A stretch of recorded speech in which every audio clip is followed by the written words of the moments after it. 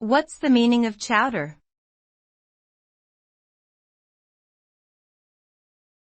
Chowder.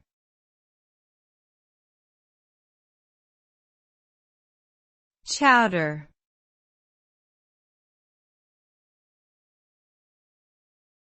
Chowder.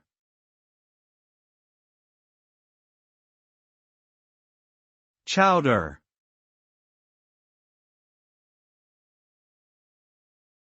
Chowder is a thick soup or stew made with seafood, vegetables, and often potatoes.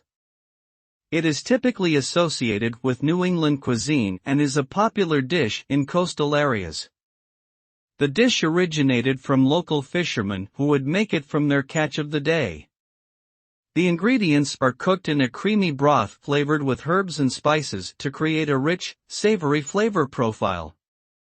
Chowder can be served as a main dish or as a side dish, and is often accompanied by crackers or bread.